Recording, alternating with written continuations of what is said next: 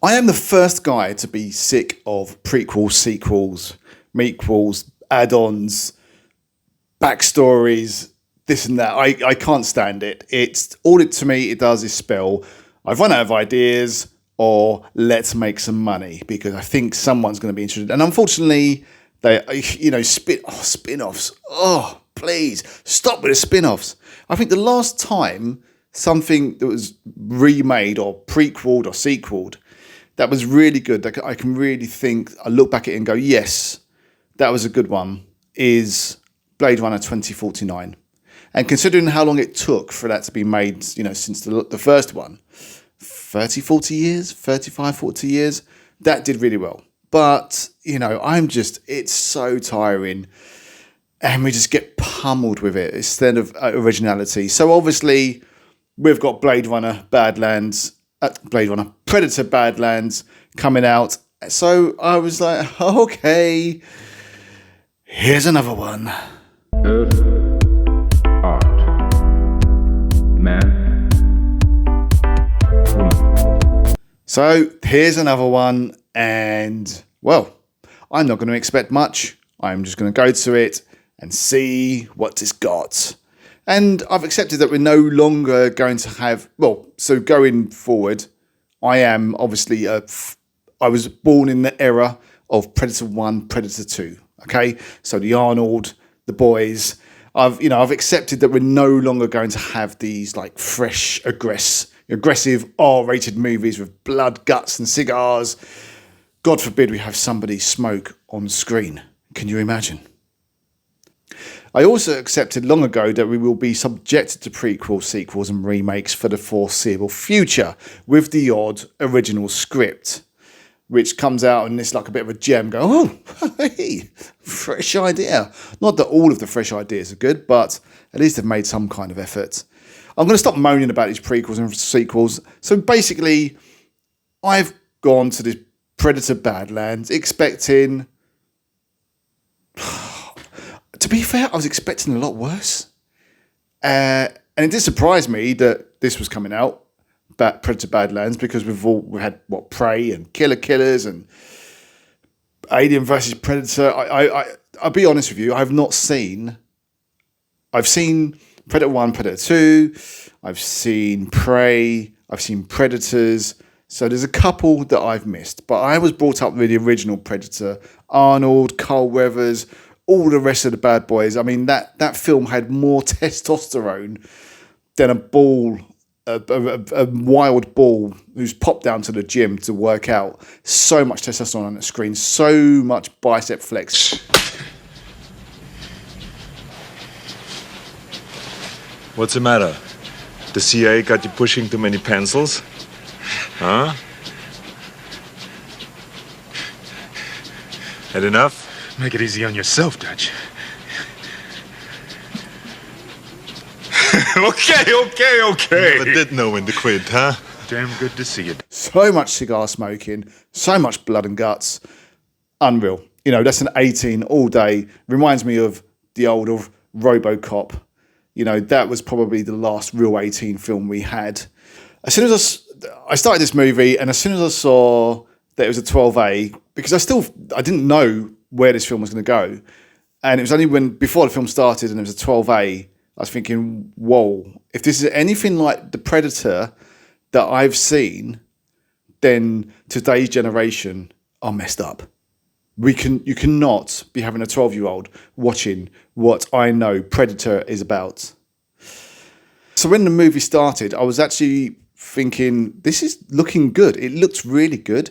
It was this landscape that almost these colours that reminded me of Dune and also 2001: Space Odyssey. I thought, okay, this is a nice little build-up. And then you're introduced to our main character, Deck, who's having a battle with his brother. So basically, it's obviously, as you can tell, the Predator is a bit of a ruffian. They're an aggressive bunch. They're not, sitting around reading books and telling, love stories, etc. They are fighters, they are predators, they are beasts. And like any animalistic animal family, you have to prove your strength. And unfortunately for Deck, he's not the greatest. He's not the strongest. His brother's a lot bigger than him, etc. So they're having these constant battles. So the father turns up, big boy father, and he's like, right, Deck, I think you're letting the family down. You're not as strong as we want. Maybe you should go. I'm not going to give you any spoilers, but basically Deck says, well, I'll show you, man. So he goes off to this planet that is probably the most volatile planet I've ever seen in my life. You have got trees that want to pummel you to death. You've got plants that want to cut your skin whilst you walk through the fields. And they're very enticing as well. It's like these really bright white plants that can just literally cut you to shreds. So our Predator Deck, he's off to this planet because he wants to go and get this big old monster and prove to his dad how good he is.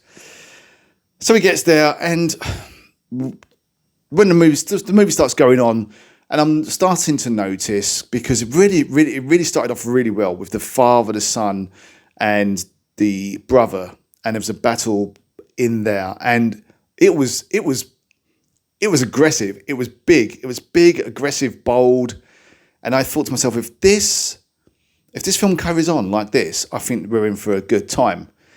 And it does. For the first half, where we start to get to know our character, Predator Deck, you start to get to know him, but you see the anger inside him, you see the frustration inside him.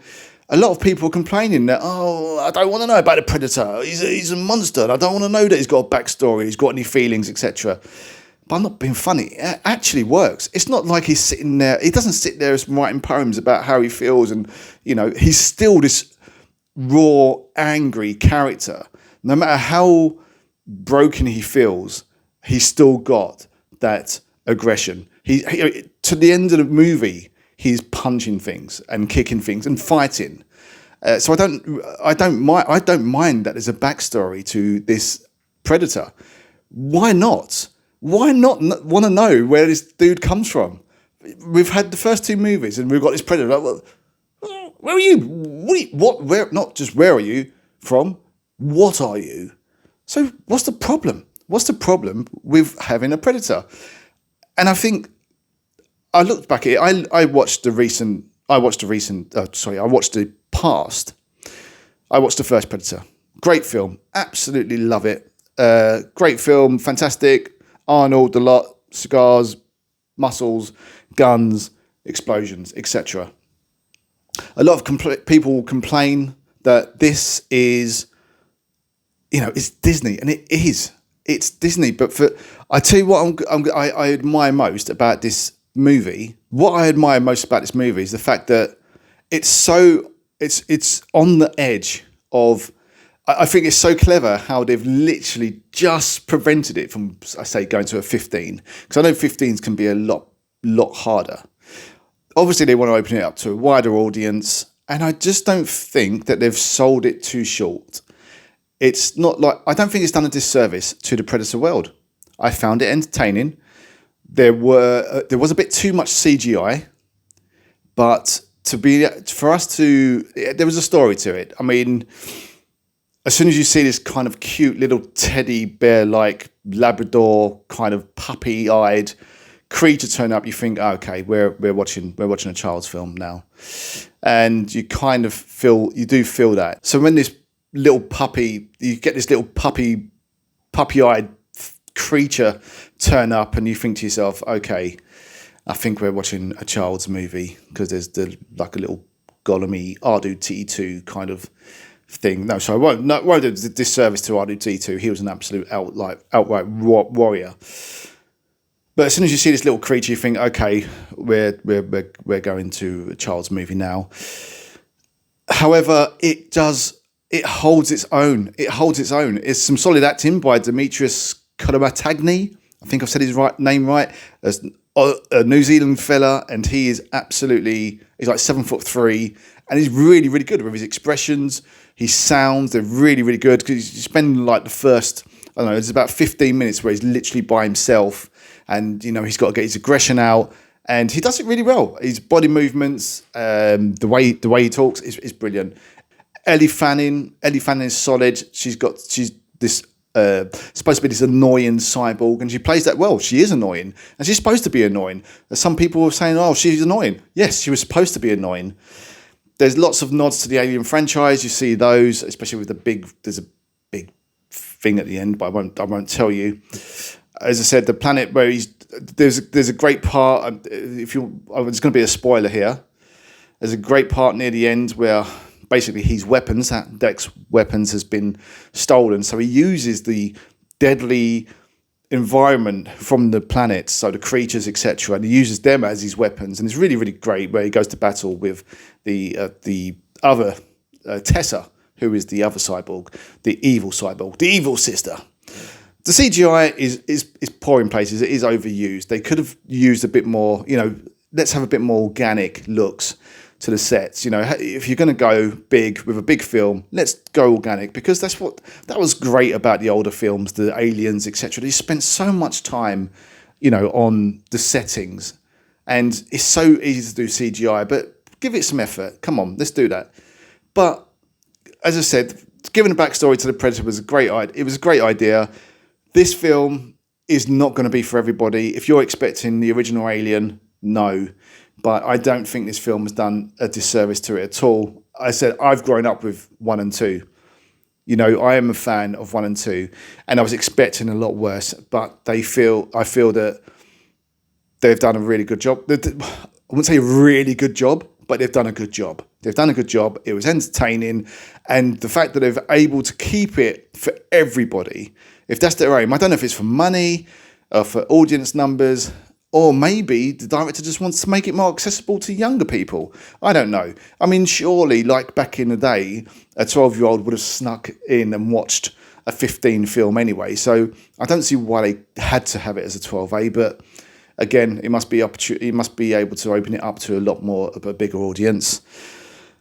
It does well. It does fine. It's not too soft. It gets a bit cartoony. It gets a bit Disney near the end. But there's no happy flower moments, and I give credit to the director and the cast and all the production team that they made a Predator / child movie, and it did okay. It does do okay. Do you agree? Do you disagree? You probably disagree. I hope not, but that's what we're here for. It's our opinion. Do go and see it. If you have seen it, please leave a comment. It'd be lovely to hear what you think. Okay, I'll catch you on the next one. Take care.